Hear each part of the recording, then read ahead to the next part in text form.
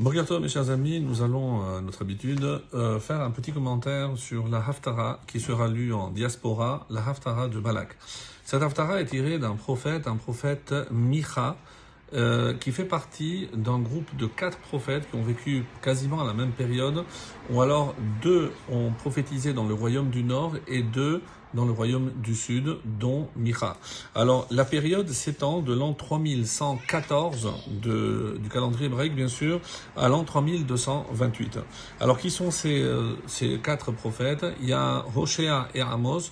Eux, ils ont essentiellement prophétisé dans le nord d'Israël, le royaume du Nord, alors que Ishayahu et Micha dans le sud, dans le royaume qu'on appelle de Juda. Alors, il faut savoir que Ishayahu, bien sûr, est une des prophéties les plus longues, un des livres les plus longs, et énormément de Haftarot sont tirés du livre de Ishayahu. Par contre, pour le livre de Micha, il n'y en a pas beaucoup. Celle-ci, celle de Balak, il y a également Shabbat Shuvah et l'après-midi de Mincha de Kippour. Donc c'est des dates extrêmement clés, alors que lorsqu'on regarde le livre de Micha, il n'est pas très très long. Et pourquoi Micha prophétise-t-il?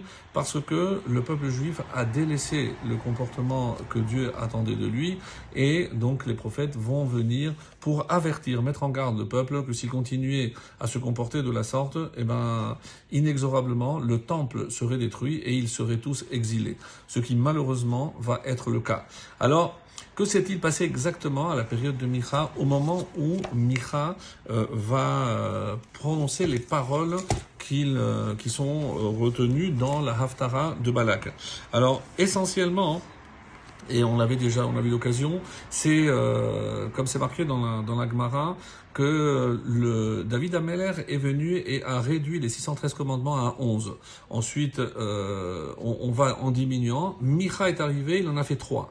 Quels sont ces 3? C'est la fin de notre Haftara qui dit, en fait, il t'a dit, est-ce que l'Éternel exige de toi uniquement de pratiquer la justice, d'aimer le bien et de marcher humblement devant avec ton Dieu.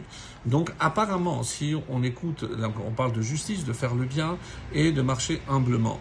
Donc on n'a pas l'impression qu'il y ait ici, on va dire, des commandements d'ordre religieux. Donc qu'est-ce qui s'est passé? Et c'est comme ça que les différents commentaires nous expliquent qu'à l'époque de Micha, il y avait de la religion, mais il manquait, c'était une coquille vide. Qu'est-ce qu'il manquait? Il manquait justement la relation humaine. Comme c'est marqué que Derer Eretz Kadma la Torah, c'est-à-dire l'éthique a précédé la Torah. Et aussi, comme Pirkei Avot le souligne, mais im en Torah en derech eretz. Ne va pas surtout imaginer qu'on n'a pas besoin de Torah, de religion, et il suffirait d'avoir des règles sociales qui régissent une société sans avoir à y mêler la religion. C'est vrai, et ce thème est développé d'une manière vraiment magnifique dans le livre qui s'appelle le Kuzari de Rabbi Yehuda Halevi, avec le roi des Khazars qui dit et pose cette question, mais pourquoi il faudrait la religion si on pratique la justice, exactement ce qu'on vient de dire ici. Et c'est un long développement très intéressant, mais pour expliquer que pour le peuple juif, ça ne suffit pas, puisque nous, on a une âme particulière, et s'il est vrai qu'on a besoin et de Torah pour l'âme et de Derech Eretz pour le corps, donc l'un ne va pas sans l'autre, et la preuve, c'est que Derech Eretz Kadma Torah, parce que tout le livre de Bereshit ne parle que du comportement des patriarches, et on n'a pas beaucoup de mitzvot. Alors c'est pour nous expliquer que si je n'ai pas ce comportement, comme si je construisais un immeuble sans les fondements. C'est impossible, ça ne peut pas tenir. Mais de la même façon, c'est que si jamais je suis quelqu'un de bien, de moral, etc., mais sans religion, donc cette morale est inachevée. Je n'ai pas terminé ce que Hachem attend de moi comme sa créature, parce que moi, en tant que juif, je dois combler ce lien que je dois approfondir avec Akadosh Baruch Hu, et par quel biais je peux justement m'attacher à Akadosh Baruch Hu? Uniquement par le biais des mitzvot et de la Torah. Et c'est pour ça que j'aimerais conclure avec un passage du livre de Kuzari. Lorsque les enfants d'Israël se rebellèrent au point de faire peu cas des lois rationnelles qui régissent les sociétés et qui leur sont indispensables, comme le sont pour tout individu les besoins naturels tels que la nourriture, la boisson, façon, le mouvement, le repos, le sommeil, alors qu'ils s'agrippaient malgré cela aux rites du culte, tels que les sacrifices et les autres commandements divins qui sont pas rationnels, Dieu se contenta d'exiger d'eux moins que cela.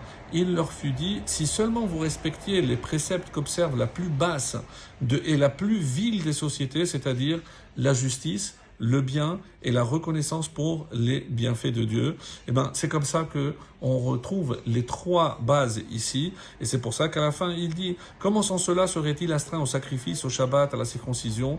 Ces préceptes, suppléments aux lois rationnelles, font du peuple d'Israël un peuple particulier et lui permettent d'obtenir cette excellence qu'est le divin.